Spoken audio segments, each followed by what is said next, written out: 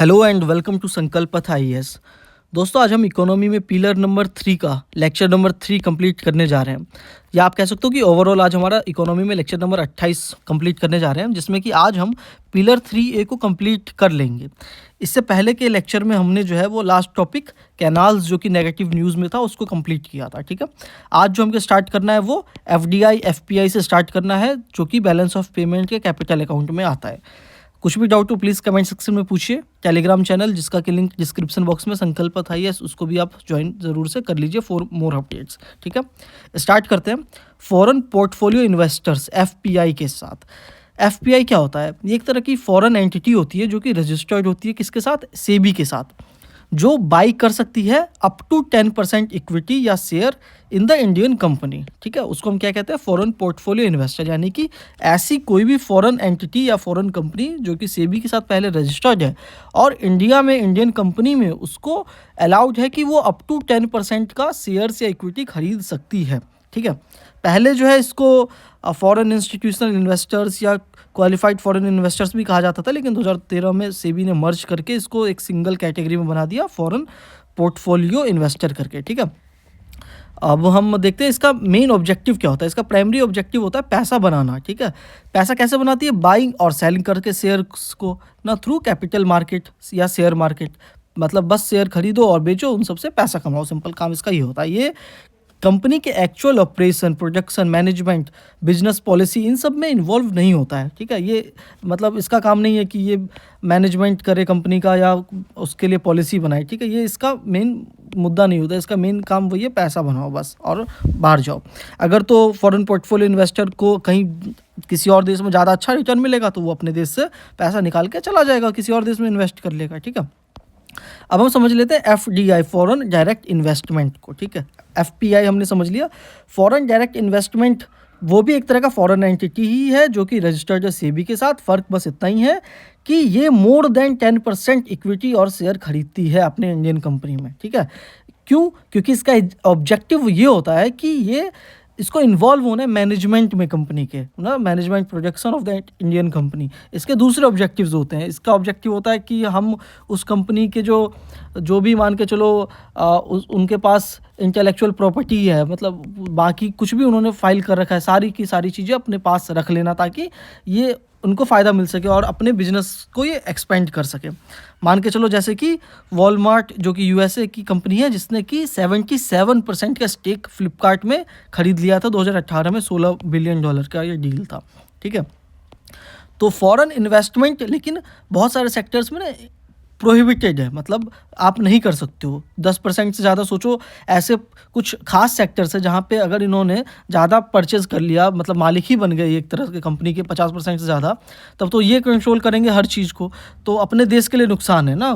ऐसे बहुत सारे सेक्टर्स हैं, जैसे कि आपका हो गया real estate, atomic energy, railway operations. ठीक है, बाकी real estate, farm house, chit fund ना, इन सब में अलाउड नहीं है।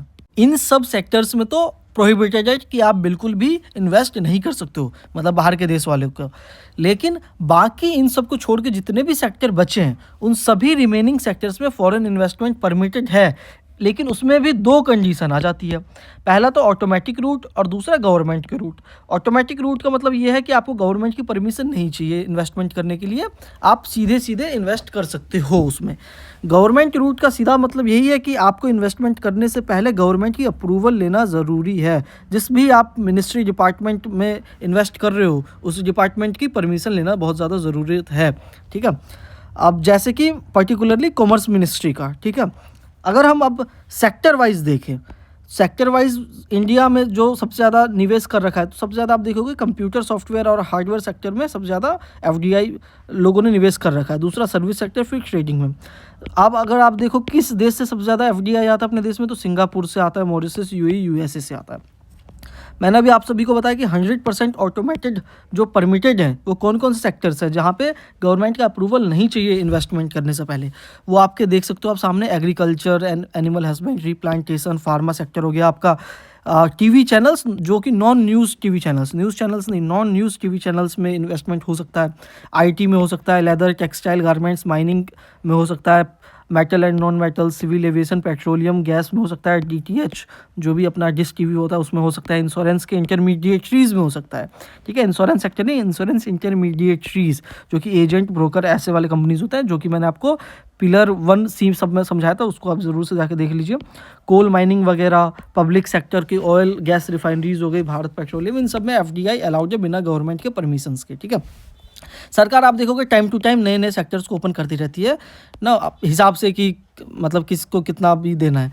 अभी देखो, अब ऐसे सेक्टर्स जहाँ पे कि आपको गवर्नमेंट की अप्रूवल चाहिए इन्वेस्ट करने से पहले, अगर आप देखो बैंकिंग सेक्टर में, तो आप गवर्नमेंट अप्रूवल के साथ 20% तक की जो है मतलब इंडियन बैंकिंग में इन्वेस्ट कर सकते हो, एफडीआई हो सकता है। और खुद का एक नया खोलना वो अलग बात है ना, वो मैंने आपको पिछले पीरियड्स में बता दिया कि अगर कोई फॉरेन कंपनी चाहे तो वो खुद का बैंक का ब्रांच खोल सकती है, जिसमें 100% उसकी ओनरशिप होगी। लेकिन अगर तो आपको इंडियन बैंक में, किसी पब्लिक सेक्टर बैंक में इन्वेस्ट करना है तो अप टू 20% आप कर सकते हो, लेकिन गवर्नमेंट के अप्रूवल के साथ कर सकते हो, ठीक है। उसके अलावा स्टेट आउंड जो पब्लिक सेक्टर की लाइफ इंश्योरेंस कंपनीज है, जैसे कि LICs हो गई, उसमें ऑटोमेटिकली आप 20% तक इन्वेस्ट कर सकते हो, ठीक है। दूसरा, प्रिंटिंग, पब्लिशिंग, न्यूज़पेपर्स वगैरह जो हो गए वैसे सेक्टर्स में 26% तक। उसके अलावा ब्रॉडकास्टिंग न्यूज़ चैनल्स वाले हो गए, उसमें 49% तक। इंफ्रास्ट्रक्चर कंपनीज में 49% तक। बैंकिंग सेक्टर के प्राइवेट सेक्टर्स में मतलब अप टू 49% तो ऑटोमेटिक है, आप इन्वेस्ट कर सकते हैं एफडीआई। लेकिन 49% से 74% जाने के लिए, यानी कंपनी का मालिक बनने के लिए, आपको गवर्नमेंट की अप्रूवल की ज़रूरत है, ठीक है। अब फॉरेन इन्वेस्टर्स के दूसरे अगर सेक्टर्स में देखें तो टेलीकॉम सर्विसेज में 49% तक ऑटोमेटिक है, 49% से ज़्यादा के लिए गवर्नमेंट की अप्रूवल चाहिए। और बाकी के आप सेक्टर्स देख सकते हो, डिफेंस सेक्टर्स में भी एफडीआई की लिमिट को बढ़ा के 49 से अब 74% कर दिया गया, यानी 74% तक जो है डिफेंस सेक्टर में भी ऑटोमेटिक इन्वेस्ट कर सकती हैं, एफडीआई ला सकती हैं, ठीक है। अब हम चलते हैं स्पेस सेक्टर की बात करें। अगर स्पेस सेक्टर में भी ऑटोमेटिक है 49% तक, और उसके अलावा गवर्नमेंट अप्रूवल के साथ 49% से ज़्यादा के लिए। वहीं पे सैटेलाइट मैन्युफैक्चरिंग के लिए 74% के लिए गवर्नमेंट की अप्रूवल चाहिए होगी, ठीक है। मैन्युफैक्चरिंग कंपोनेंट्स बनाने के लिए जो सैटेलाइट्स में यूज़ होंगे उसको तो 100% तक ऑटोमेटिक हो सकता है, ठीक। तो ये हो गया आपका एफडीआई। एफडीआई मैंने आप सभी को बता दिया, एफडीआई जिसमें कि आप सिंपल शब्दों में ये याद रखो, एफपीआई और एफडीआई में फ़र्क, कि एफडीआई आपका क्या हो गया कि अप टू 10%, ठीक है, और एफडीआई क्या हो गया, मोर देन 10%, ठीक है। ये हो गया मोर देन 10% अगर इन्वेस्ट करना कंपनी को, हो गया एफडीआई। एफडीआई में भी दो चीज़ें थी, कौन कौन सी थी? एक तो ऑटोमेटेड था, ऑटोमेटेड में जिसमें गवर्नमेंट की परमिशन नहीं चाहिए, और दूसरा था गवर्नमेंट का अप्रूवल वाला, ठीक है। बस ये फ़र्क आपको ध्यान रखना, इतना डीप में यूपीएससी इसमें क्वेश्चंस नहीं पूछता है। अब हम आते हैं जो हमने पीछे टॉपिक छोड़ा था ये वाला, कि एफडीआई भी दो तरीके की हो सकती है, फॉर इनवर्ड और आउटवर्ड। नाम से ही जैसे पता चल रहा है, इनवर्ड का मतलब क्या है? इनवर्ड डायरेक्ट इन्वेस्टमेंट, यानी कि बाहर की विदेशी कंपनी अपने देश में इन्वेस्ट कर रही है। और एक एफडीआई ये भी तो हो सकता है भाई कि जो अपने देश की कंपनियां वो बाहर के देश में इन्वेस्ट कर रही हैं, जैसे कि टाटा इंडिया है, वो इन्वेस्ट कर सकती है जैगवार जो यूके की कंपनी है उसमें इन्वेस्ट कर सकते हैं, जो कि इंडिया में ऑपरेशन जिसका हो, ये ध्यान रखना, इंडिया में जिसका ऑपरेशन हो उसमें अगर इन्वेस्ट कर लिया है तो वो आउटवर्ड डायरेक्ट इन्वेस्टमेंट कहेंगे। और अगर तो बाहर की विदेशी कंपनी जो इंडियन ऐसे कंपनी में इन्वेस्ट करे उसको इनवर्ड डायरेक्ट इन्वेस्टमेंट करेंगे। अगर आप ये देखो gross versus net FDI flow क्या होता है, तो ग्रॉस एफडीआई फ्लो क्या होता है, टोटल जो भी एफडीआई अपने देश में आ रहा है वो गया आपका ग्रॉस, और नेट एफडीआई फ्लो क्या होता है कि ग्रॉस माइनस कर देते हैं हम किसको, डिस इन्वेस्टमेंट को, किसको, डिस इन्वेस्टमेंट को। और ये होता क्या है डिस इन्वेस्टमेंट, मैंने पहले बता दिया था आपको कि जब कोई बाहर का आदमी है वो एग्जिट कर लेता है अपने इंडियन कंपनी से, उसको अगर आप माइनस कर दो तो हो गया नेट एफडीआई फ्लो। मतलब अगर विदेश से मान के चलो 10 रुपये का एफडीआई आया है और ओवरऑल अगर हम साल के लास्ट में देखें तो उन्होंने 8 रुपये निकाल लिया था, तो नेट एफडीआई कितना हुआ, 2 रुपये हुआ ना, ठीक है। तो ये अपना कंप्लीट हो गया, यहाँ पे फॉरेन वाला भी हो गया। अब समझते हैं ई कॉमर्स सेक्टर में इंडिया का क्या एफडीआई रूल है। सबसे पहले ई कॉमर्स होता क्या है? ई कॉमर्स ऐसा सेक्टर है जहाँ पे बाइंग और सेलिंग ऑफ गुड्स होता है over digital and electronic network पे ना, डिजिटली और इलेक्ट्रॉनिक नेटवर्क पे। इसके दो सब टाइप हो सकते हैं, इन्वेंट्री बेस्ड और market place based. Inventory place based जो ई कॉमर्स होते हैं उसमें उनका काम ये होता है कि जिन्होंने खुद ने कुछ ऐसा गुड्स एंड सर्विसेज बनाया हो और उसको कंज्यूमर को डायरेक्टली वो सेल कर रहे हैं, वो हो गया इन्वेंट्री बेस्ड, ठीक है। इसमें एफडीआई परमिटेड नहीं है। मार्केट प्लेस बेस्ड हो गया ऐसे ई कॉमर्स कंपनीज जो कि सिर्फ और सिर्फ समझो एक तरह का मीडिएटर का काम करती हैं, जहाँ पे कि मतलब जो सेलर है वो भी आएगा, जो बायर है वो भी आएगा, ठीक है। इसमें कि एफडीआई अलाउड है 100% तक, जैसे कि अमेजोन, फ्लिपकार्ट हो गई, ये market place based e commerce sector हो गई, ठीक है। हॉट मनी का क्या इफेक्ट पड़ता है एफपीआई पे? हॉट मनी होता है क्या? हॉट मनी मतलब जो निकाल लेते हैं पैसे, वो हो गया आपका हॉट मनी, ठीक है। अब आप देखो ये इस टेबल को आपको देख के ये पता चलेगा कि इंडिया में कितना ज़्यादा मतलब एफडीआई आता है, निकाला जाता है। आप देखोगे यहाँ पे -14.5, ये कोविड का समय था जब जो फॉरेन पोर्टफोलियो इन्वेस्टर्स थे वो कोविड के डर से इन्होंने इंडिया से पैसा निकाल के वापस चले गए थे, ठीक है। फिर आप देखोगे कि आईटी सेक्टर क्योंकि बूम होने लग गया था कोविड के बाद, तो बहुत ज़्यादा एफडीआई आ गया फिर आईटी सेक्टर में। फिर आप देखोगे कि मार्च 2022 के बाद जब रसिया यूक्रेन वॉर चालू हुआ, तब उसके बाद से फिर से एफपीआई जो है वो लेके चले जाने लग गए। अगर हम देखें एफपीआई और एफडीआई का इन्फ्लो इन इंडिया, तो देखोगे आपकी एफपीआई ज़्यादा आता है, मतलब 10% से कम वाला ना पैसा ज़्यादा आता है, क्रेडिट ज़्यादा होता है, लेकिन उसका आउटफ्लो भी ज़्यादा है, यानी कि उसको निकाल के भी ज़्यादा लोग चले जाते हैं, ठीक है। तो नेट इन्फ्लो इसका आप देखोगे एफपीआई का तो माइनस में रहता है। वहीं पे एफडीआई की बात करो आप, इनफ्लो 64, आउटफ्लो माइनस का 34, तो नेट इसका कितना हो जाता 30। तो फॉरेन इन्वेस्टमेंट का अगर आप दोनों मिला के एफपीआई एफडीआई देखोगे तो हम पॉजिटिव में रहते हैं, लेकिन एफपीआई मतलब चला ही जाता है, तो मेनली एफडीआई से ही हमारा पॉजिटिव में ही रहते हैं, ठीक है। क्यों? क्योंकि सीधी सी बात है, एफपीआई वाले लोग ज़्यादातर निकाल लेते हैं। क्यों? स्पेक्यूलेटिव वॉलेटाइल नेचर होता है उनका, इसी को हम क्या कहते हैं, हॉट मनी कहते हैं। एफडीआई वाले थोड़े लंबे समय तक के लिए रहते हैं। कुछ मिसलिनियस टर्म्स को देख लेते हैं इन्वेस्टमेंट सेक्टर में, जैसे कि एक होता है टर्म गोल्डन वीज़ा का, आपने नाम सुना होगा। ये एक तरह का स्पेशल टाइप ऑफ वीज़ा है जो कि इन्वेस्टर्स, प्रॉपर्टी बायर, सेलिब्रिटीज़, इन सबको दिया जाता है ताकि वो वहाँ पर इन्वेस्ट करके और उनको उस देश की नागरिकता भी मिल सके। जैसे कि यूएई ने संजय दत्त को दिया था ये वीज़ा। तो ऐसे कुछ वीज़ास लाए जाते हैं अलग अलग देशों के द्वारा। इंडिया ने ऐसा कुछ भी नहीं, मतलब ऐसा वीज़ा लॉन्च किया है। क्यों? देखो बात ये है ना कि आपका ऐसा पहचान भी तो होना चाहिए आपके देश का कि कोई खरीदे भी आपका ना इस तरीके का वीज़ा। जैसे कि अभी आपको पता होगा हाल में ही अमेरिका ने भी कुछ इस तरीके का वीज़ा लॉन्च किया है। मैं चाह रहा हूँ आप सभी कमेंट में उसका नाम लिखें कि अमेरिका ने अभी जो नया कुछ इस तरीके का वीज़ा लॉन्च किया उसको क्या कहते हैं, ठीक है, जिसमें कि उस देश की नागरिकता आप खरीद सकते हो इन्वेस्टमेंट करके। अगला है UNCTADs, United nation conference on trade and development, जिसका कि हेडक्वार्टर जिनेवा स्विट्ज़रलैंड में है। ये बताता है कि ग्लोबल एफडीआई का जो इन्फ्लो है वो कम हुआ है 40% तक कोरोना के बाद से। इंडिया जो है 9th लार्जेस्ट रेसिपिएंट है एफडीआई का 2019-20 के बाद देखें तो एफडीआई इंडिया में 9वें नंबर पे है। अब कुछ क्वेश्चंस आ गए, उनको सॉल्व करने की कोशिश करते हैं। पहला क्वेश्चन यूपीएससी प्री 2011 में पूछा गया था। Both foreign direct investment and foreign institutional investment are related to investment in a country which one of the following statement are the best represent an important difference between two. FII help bring better management skills and technology while FDI only brings capital. FII helps in increasing capital availability in general while FDI only target specific sectors. FDI flow only in secondary market while FII targets primary market. FII is considered to be more stable than FDI. क्या लग रहा है आप सभी को इसका answer? Video pause करके आप चाहो तो आंसर दे सकते हो। तो चलिए आंसर बताता हूँ मैं आप सभी को कौन सा आंसर इसमें ज़्यादा सही लग रहा है। पहला वाला स्टेटमेंट कह रहा है कि FII ब्रिंग बेटर मैनेजमेंट। अभी हमने देखा था FII को मतलब मैनेजमेंट से मतलब नहीं होता, 10% वाला है वो। FII helps in increasing capital availability in general while FDI only target specific sector. ये वाला आंसर इसका करेक्ट है यहाँ पे, ठीक है। FII कंसिडर्ड मोर स्टेबल, नहीं भाई ये स्टेबल नहीं था। FII flows only in secondary market while FII target primary market, ऐसा कोई बात नहीं है ना, ठीक है। जिसका आंसर सही आ गया है बी, बहुत बहुत बधाई। अगला वाला क्वेश्चन पे चलते हैं। Find correct major characteristics with reference to FDI in India. It is the investment through capital instrument essentially in a listed company. It is largely non-debt creating capital flow. It is the investment which involves debt servicing. It is the investment made by foreign institutional investors in the government securities. कौन सा answer इसमें correct लग रहा है आप सभी को? चारों में से कोशिश कीजिए इसका भी करने का आंसर। तो मेजर करेक्टरिस्टिक्स क्या है FDI का? देखो डी वाला तो सिंपल फॉरेन इंस्टीट्यूशनल इन्वेस्टर तो है नहीं FDI, तो ये तो साफ़ ही गलत हो गया अपना। उसके अलावा डेप्ट सर्विसिंग के लिए FDI को नहीं भाई, डेप्ट सर्विसिंग का इसमें कोई लेना देना नहीं होता।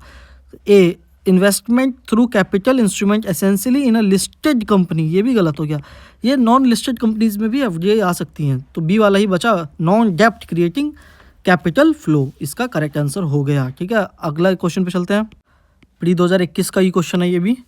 Which of the following can be included in FDI, foreign currency convertible bond, foreign institutional investment with certain conditions, global depository receipt, GDR, non resident external deposit? इसमें से कौन सा आंसर इसका करेक्ट है?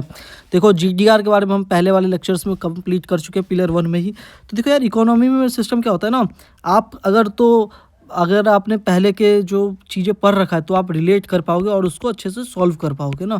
तो इकोनॉमी में रिलेशन वाले questions पूछे जाते हैं, ठीक है।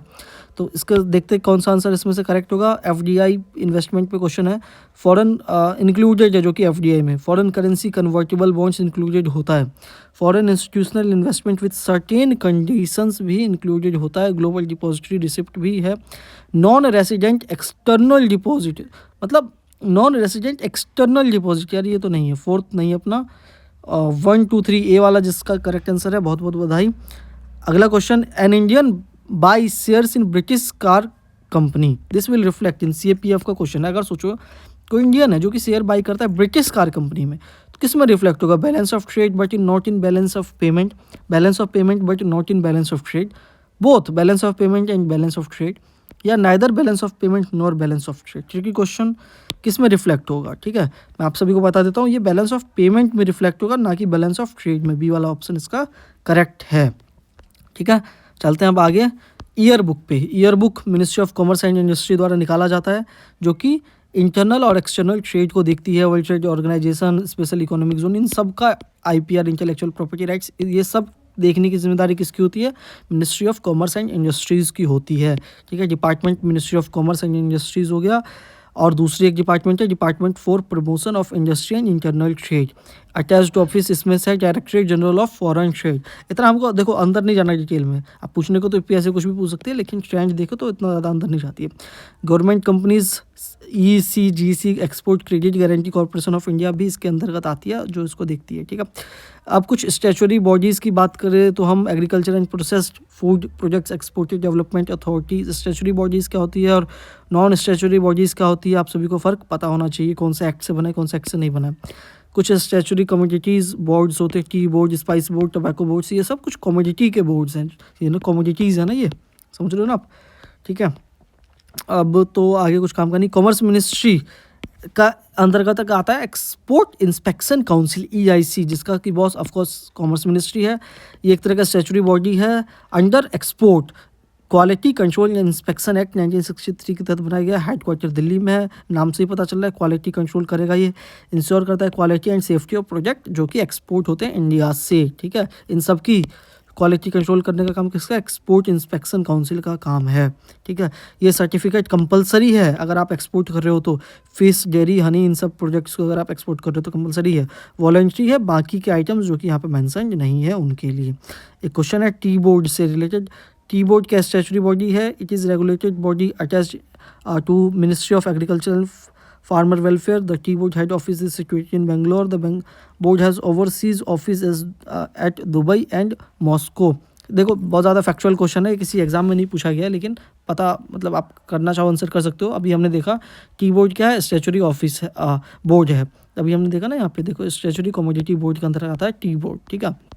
तो फर्स्ट वाला स्टेटमेंट तो देख के पता चल रहा है कि सही ही है, ठीक है। तो अब आप देखो एलिमिनेशन करना सीखो। फर्स्ट सही है तो फर्स्ट हमको दो में मिला, या तो ए होगा आंसर या तो डी होगा आंसर, यानी कि दूसरा हमको देखना ही नहीं, तीसरा या चौथा ना, तीसरा या चौथा। और ये शायद UPSC 2022 का क्वेश्चन है प्री का ना, तो पहला या चौथा, तो मतलब थर्ड या फोर्थ में से कौन सा होगा? टी बोर्ड का हेड ऑफिस बेंगलोर में सिचुएटेड है, या फिर बोर्ड ओवरसीज जो ऑफिस है दुबई एंड मॉस्को में। तो मैं करेक्ट ऑप्शन आप सभी को वैसे बता देता हूँ कि इसका जो करेक्ट ऑप्शन है फोर्थ वाला है ना, ये वाला अपना ऑप्शन जो है करेक्ट है। वैसे देखा जाए तो इसका हेडक्वार्टर बेंगलोर में नहीं है, कोलकाता में इसका हेडक्वार्टर, तो ये वाला स्टेटमेंट अपना गलत हो गया ना। तो मतलब एक वाला स्टेटमेंट तो अपने को पता ही था, तो एलिमिनेशन मेथड से कुछ आप सॉल्व को करने की कोशिश कर सकते हो और बहुत हद तक चांस है कि सही भी हो, ठीक है। अब DIPP बन गया था DPIIT, हमने देख लिया था पहले, वैसे फिर भी बता देता हूँ। Department of industrial policy and promotion को नाम चेंज कर दिया गया था department for promotion of industry and internal trade, ठीक है। Ministry of commerce and industry के अंदर आता है। इसका ऑब्जेक्टिव क्या? इंटरनल ट्रेड को प्रमोट करना, ठीक है। Retail trade, welfare of traders of their employers, ये इसका ऑब्जेक्टिव है। अब 2017 में FIPB को एबोलिश कर दिया गया था, फॉरेन इन्वेस्टमेंट प्रमोशन बोर्ड। इसका काम क्या होता था कि मैंने आपको बताया था ना, FDI में जो भी इन्वेस्टमेंट करते हैं तो गवर्नमेंट अप्रूवल एक में चाहिए होता है, तो वो जो गवर्नमेंट अप्रूवल है वो इसके थ्रू जाता था, ये बताता था, ठीक है, कि मतलब इसको गवर्नमेंट अप्रूवल मिलना चाहिए नहीं मिलना चाहिए, ये बताता था, ठीक। जो भी अमाउंट एक्सीड होता था 5,000 करोड़ से ज़्यादा का, 2017 में गवर्नमेंट ने अनाउंस किया कि इसको हम ख़त्म कर देते हैं। अब इंडिविजुअल मिनिस्ट्री और डिपार्टमेंट है ना, उसी को पावर देते हैं, वही इम्पावर्ड है, वही देखेगा कि किसको मतलब मंजूरी मिलना चाहिए, किसको नहीं मिलना चाहिए। बाकी अगर कोई प्रपोजल जो है वो पाकिस्तान और बांग्लादेश से आता है तो उसकी जो FDI प्रपोजल है वो होम मिनिस्ट्री द्वारा क्लियर किया जाता है। क्यों? क्योंकि सिक्योरिटी रीजंस और इन सब की वजह से, ठीक है। बाकी सेक्टर्स की बात करें तो FDI प्रपोज करता है related to private security agencies ना, आर्म मैन्युफैक्चरिंग, ये सब, ठीक है। तो होम मिनिस्ट्री का आपको ध्यान रखना है कि पाकिस्तान और बांग्लादेश से आने वाले FDI प्रपोजल्स को वो देखता है, ना कि मिनिस्ट्री ऑफ कॉमर्स, ठीक है। कुछ डिस्कस करते होंगे वो। अब हम देखते हैं कि आप सभी को पता होगा कि अब जब गलवान इंसिडेंट हुआ था तो अब चाइनाज़ की FDI सबको रोक दिया गया था। पहले क्या था कि कोई भी FDI जो कि पाकिस्तान बांग्लादेश से आता था उसमें गवर्नमेंट ऑफ इंडिया का अप्रूवल चाहिए था, लेकिन 2020 के बाद से गवर्नमेंट ने क्या कर दिया, क्योंकि उन्होंने स्पेसिफिक चाइना का नाम नहीं लिया था, क्योंकि वर्ल्ड ट्रेड ऑर्गेनाइजेशन में दिक्कत हो जाता फिर ना, केस हार जाते हम लोग। तो अपने गवर्नमेंट ने नोटिफिकेशन किया जारी किया कि कोई भी कंट्री जिसका कि बॉर्डर है इंडिया के साथ, उसको अगर फॉरेन डायरेक्ट इन्वेस्टमेंट करना है इंडिया में तो गवर्नमेंट की अप्रूवल चाहिए होगी पहले, मतलब कि पाकिस्तान, अफगानिस्तान, चाइना, नेपाल, भूटान, बांग्लादेश, म्यांमार, इन सबको। तो सीधी सी बात है, सबको पता है कि सबसे ज़्यादा चाइना से ही इन्वेस्टमेंट आती थी। ऐसा गवर्नमेंट ने क्यों किया? तो कोविड के बाद आप सभी को पता है स्लो डाउन आ गया था, हर इकोनॉमी में, इंडिया में भी आया था, तो कंपनीज लॉस से ऐसा गुजर रही थी। तो इसकी ऐसा अपॉर्चुनिटी ना मिल जाए चाइना को कि वो सस्ते दामों में इंडियन इकोनॉमी में, इंडियन कंपनीज में इन्वेस्ट कर ले और कंट्रोल कर ले स्ट्रेटेजिक सेक्टर्स में, ताकि हमको नुकसान हो जाए। इस वजह से गवर्नमेंट ने ऐसा स्टेप उठाया, ठीक है। तो चाइना ने क्रिटिसाइज़ किया कि हम WTO में जाएंगे, ये सब करेंगे। तो वैसे देखो तो आप बहुत सारे देशों ने ऐसा रेस्ट्रिक्शंस चाइना पे पहले से ही लगा दिया, जैसे कि ऑस्ट्रेलिया और जर्मनी ने भी, ठीक है। कुछ कैबिनेट कमिटीज़ की बात कर लेते हैं, वैसे पॉलिटी का टॉपिक है ये। कैबिनेट कमेटी ऑफ अपॉइंटमेंट अगर आप देखो तो इसका बॉस PM होता है। Cabinet committee on accommodation, home minister, economic affairs में PM होते हैं, पार्लियामेंट्री अफेयर्स में डिफेंस मिनिस्टर्स होते हैं, पॉलिटिकल अफेयर सिक्योरिटी में PM होते हैं, ठीक है। इन्वेस्टमेंट एंड ग्रोथ और एम्प्लॉयमेंट स्किल डेवलपमेंट में PM जो है वो इसके चेयरपर्सन होते हैं, हेड होते हैं, ठीक है। कैबिनेट कमिटीज़ पॉलिटी का है, लेकिन फिर भी आपको पता होना चाहिए, आजकल क्वेश्चंस पूछे जाते हैं इन पे। अब हम समझते हैं इंटरनेशनल फाइनेंशियल सर्विस सेंटर्स को। गिफ्ट सिटी के बारे में आपने नाम सुना है। अब इंटरनेशनल फाइनेंशियल सर्विस सेंटर क्या होता है? एक ऐसा जगह होता है जहाँ पे हाई कंसंट्रेशन होता है फाइनेंशियल इंस्टीट्यूशंस का, जैसे कि बैंक्स हो गया, स्टॉक मार्केट हो गया, इंश्योरेंस फंड मैनेजर्स, ये सब हो गया, ठीक है। एक ऐसा देश जो कि मतलब उस पे ना ऐसे जगहों पे अपना लोकल टैक्सेशन, इन्वेस्टमेंट नॉर्म्स नहीं लगाता है, ठीक है। ये ध्यान रखना आपको, जैसे कि UAE हो गया। UAE का दुबई का IFSC सेंटर है, जहाँ पे 100% तक का FDI अलाउड है। वहाँ पे 0% इनकम टैक्स उन्होंने बोल रखा 50 साल तक के लिए। वहाँ पे जुडिशरी भी इंडिपेंडेंट होगी, ठीक है, क्योंकि वीज़ा का सिस्टम होगा। यानी कि हर एक देश अपना अपना छोटा छोटा ना ये IFSC बना के रखता है, ताकि वहाँ पे इन्वेस्टमेंट वगैरह ज़्यादा से आए। ऐसे प्लेसेस जो हब बन जाते हैं मतलब ऑपरेशंस के लिए, इंटरनेशनल फाइनेंशियल कंपनीज़ का और इन्वेस्टमेंट बैंकर्स के लिए, ठीक है। तो यहाँ पे बहुत ज़्यादा फ़ायदा होता है CA को और होटलियर्स को, गोल्फ क्लब वाले को, टैक्सी ऑपरेटर्स को भी फ़ायदा होता है, ठीक है। इंडिया ने भी ऐसा एक सेटअप किया है, कहाँ पे? गुजरात में। Gujarat international financial technological city है, गिफ्ट सिटी, ठीक है। अहमदाबाद 2015 में सेटअप किया था, लेकिन अभी तक देखो तो गिफ्ट सिटी ने बहुत ज़्यादा ऐसा अट्रैक्ट नहीं किया इन्वेस्टर्स को ना। क्यों? क्योंकि बहुत ज़्यादा टैक्स बेनिफिट नहीं है जैसे सिंगापुर, हांगकांग का है। वैसे गवर्नमेंट धीरे धीरे और ज़्यादा बेनिफिट देने की कोशिश कर रही है। गिफ्ट सिटी पूरा ग्रीनफील्ड प्रोजेक्ट था, यानी शुरू से इसको बनाया गया था। ये पहले 50-50 वेंचर के पास आता है, यानी कि 50% गवर्नमेंट डेवलप करती और 50% ILFS के पास था इसका कॉन्ट्रैक्ट। लेकिन आप सभी को पता होगा ILFS में जो धांधली हुई थी उसके बाद से जो सरकार है उन्होंने भी इसका स्टेक ले लिया 50% का, ठीक है। बजट 2019 में गवर्नमेंट ने कहा कि जो भी कंपनी ऑपरेट करी गिफ्ट सिटी में उनको हम 100% का टैक्स में एजम्पशन देंगे, कॉर्पोरेशन टैक्स में 10 साल के लिए, ठीक है। तो कुछ सरकार ऐसे छूट देती रहती है।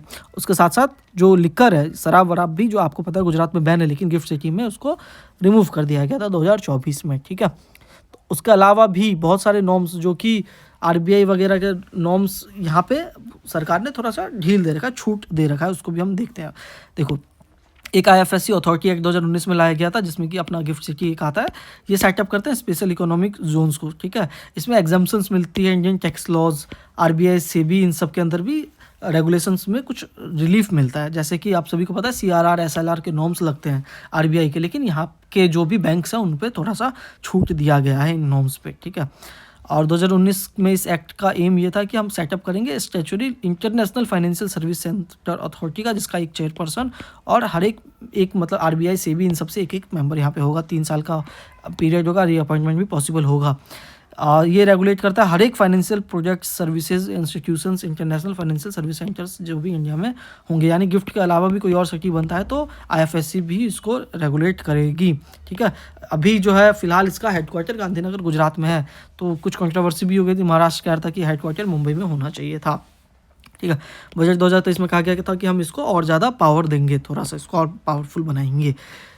और साथ साथ फॉरेन यूनिवर्सिटीज़ भी गिफ्ट सिटी में आई हैं। देखाइन यूनिवर्सिटी ऑस्ट्रेलिया की पहली फॉरेन यूनिवर्सिटी बनी है जो कि जिसका इंटरनेशनल ब्रांच है गिफ्ट सिटी में, ठीक है। ऐसे फॉरेन यूनिवर्सिटीज़ जो कि भी गिफ्ट सिटीज़ में आ रही है ना, उसको यूनिवर्सिटी ग्रांट कमीशन रेगुलेट नहीं करता है, बल्कि IFSC अथॉरिटी जो है उसको रेगुलेट करती है। उसके अलावा डाटा एम्बेसी भी गिफ्ट सिटी में खोलने का बोला गया है। डाटा एम्बेसी क्या होता है? ऐसा प्लेस जहाँ पे कंट्री स्टोर करती है सारे इंपॉर्टेंट डाटा ना, सिक्योर लोकेशन होता है दूसरी जगहों से, अब क्योंकि डाटा ब्रीच होने का खतरा होता है ना, इस वजह से डाटा एम्बेसी भी गिफ्ट सिटी में बजट 2023 में बोला गया था कि बनाया जाएगा, ठीक है। अगला वेरिएबल कैपिटल कमेटी VCC, ये भी variable capital companies VCC gift city में बनाई गई एक तरह की स्पेशल टाइप ऑफ कंपनीज होती हैं जो कि डील करती हैं सेवरल कलेक्टिव इन्वेस्टमेंट स्कीम्स के साथ, जैसे कि शेयर बॉन्ड्स वगैरह इन सब में इन्वेस्ट करती है। ये थोड़ी सी अलग होती है म्यूचुअल फंड से, समझो थोड़ा सा इनका ऑपरेशनल फ्लेक्सिबिलिटी ज़्यादा होता है। ऐसे कंपनीज जो है ना सिंगापुर में थोड़े समझो ज़्यादा प्रिवलेंट है ना, यूकेज इन सब में। कृष्णन कमेटी ने कहा था कि हमको भी ऐसे कंपनीज बनाने चाहिए वेरिएबल कैपिटल कंपनीज, ठीक है। अभी देखो इसी पे क्वेश्चन है कि head of expert committee on variable capital company in India which has submitted report recently, तो कृष्णन कमेटी ने इसको सबमिट किया था कि कृष्णन, इसका आंसर यहाँ पे होगा, ठीक है। आगे बैलेंस ऑफ पेमेंट कैपिटल में डेप्ट या लोन जो भी इंडिया में देखो कहाँ से पैसा आता है, फॉरेन डायरेक्ट इन्वेस्टमेंट से देखो मान के चलो 30 रुपये आता है, एक्सटर्नल बोरोविंग इन सबसे उधार लेके 16 रुपये, और नेट रेसिडेंट का जो डिपॉजिट करते हैं इंडियन बैंक्स में, ठीक है, नॉन रेसिडेंट जो कि बाहर के लोग हैं वो अपने इंडियन बैंक में जो डिपॉजिट करते हैं 7% मान के चलो, तो टोटल जो नेट बैलेंस है कैपिटल अकाउंट में अपना लगभग 54% ये आपका इन सब तरीके से पैसा सरकार के पास आता है, ठीक है। अब अगर हम कंपोजिशन देखें तो प्राइवेट या गवर्नमेंट सोवरेन एक्सटर्नल डेब्ट में लगभग 20% का मान के चलो पैसा सरकार के पास आता है, और प्राइवेट सेक्टर का नॉन सोवरेन एक्सटर्नल डेब्ट में लगभग 79%, ठीक है। तो यहाँ से सरकार के पास अगर हम और ज़्यादा कंपोजिशन में देखें तो मुश्किल है इससे क्वेश्चन पूछे UPSC, ठीक है।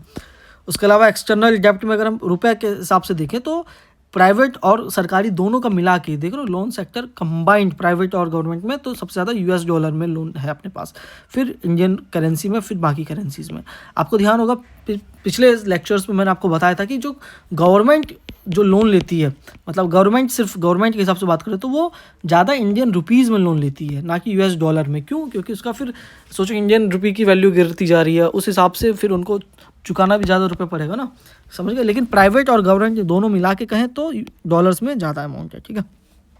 अगला एक NIIP को समझते हैं, नेट इंटरनेशनल इन्वेस्टमेंट पोजीशन, ठीक है। ये होता है value of overseas asset minus value of domestic asset owned by foreigners. इसका मतलब ये है कि मतलब हमने अपने देश ने जो भी फॉरेन में ओवरसीज़ खरीद रखे एसेट्स खरीद रखे उसकी वैल्यू कितना है, और उसको अगर हम माइनस कर दें कि विदेशी लोगों ने अपने देश में कितना एसेट खरीद रखा है, तो अपना निकल जाएगा नेट इंटरनेशनल इन्वेस्टमेंट पोजीशन। मान के चलो कि अपने देश वालों ने 4 रुपये का सामान खरीद रखा है बाहर के देशों के एसेट में, और विदेश वालों ने अपने देश में 2 रुपये का, तो अगर हम माइनस करें तो 2 रुपये आया, यानी कि पॉजिटिव में आया तो NIIP की वैल्यू, यानी कि हम हुए क्रेडिटर नेशन। लेकिन और अगर यही नेगेटिव में आता तो हम होते डेबिटर नेशन। तो USA हाईएस्ट डेबिटर नेशन है, इंडिया 8वें नंबर पर आता है डेबिटर नेशन में, ठीक है, ये ध्यान रखना आप। यहाँ पे अगर आप देखो इंडिया का, तो इंडिया का जो रेसिडेंट का ओवरसीज़ फाइनेंशियल एसेट है वो इतने बिलियन है, और फॉरेन इन्वेस्टमेंट इन इंडिया इतना है, यानी कि हम जो है एक तरह के नेगेटिव में है, -362 बिलियन डॉलर, यानी कि हम एक डेबिटर नेशन के तौर पे आते हैं, ठीक है। India on less foreign asset compare to liabilities to foreigners, ठीक। वस्त्रो अकाउंट, नोस्त्रो अकाउंट, ये सब पिलर 3B में पढ़ने वाले हैं। उसके अलावा एक्सटर्नल डेप्ट ओवरहैंग प्रॉब्लम, जैसे लेफर कर्व होता है वैसे ही फॉरेन डेप्ट और जीडीपी का रिलेशनशिप होता है। कैसे? मतलब अगर एक्सटर्नल बोरोविंग अगर अपने देश में बढ़ने लग जाए तो सीधी सी बात है इकोनॉमिक ग्रोथ तो बढ़ेगी, क्योंकि फॉरेन मनी आ रहा है, जिससे लोकल फैक्ट्रीज जॉब बढ़ेंगे, प्रोडक्शन बढ़ेगा। लेकिन अगर ये भी सर्टेन लेवल से ज़्यादा अगर एक्सटर्नल बोरोविंग होने लग जाए तो अनसस्टेनेबल हो जाता है। क्यों? बहुत ज़्यादा डेप्ट हो जाएगा। भाई आपको डेप्ट चुकाना भी तो है, पता चले आप महीने में आपकी जितनी कमाई हो रही है उसका ज़्यादातर पैसा आपका इंटरेस्ट चुकाने में ही चला जाता है। उसको क्या कहते हैं? डेप्ट ओवरहैंग कहते हैं। ठीक है, अमेरिका का भी यही स्थिति चल रहा है, बहुत ज़्यादा पैसा चल जाता है उनका डेप्ट चुकाने में। डेप्ट ओवरहैंग इंक्रीज करता है चांसेस को लोन डिफॉल्ट, ऐसे ज़्यादातर देश से लोन डिफॉल्ट हो सकती है। अर्जेंटीना, इक्वाडोर, ये सब देश ऐसे हैं जिनका लोन डिफॉल्ट ज़्यादा हो चुका है।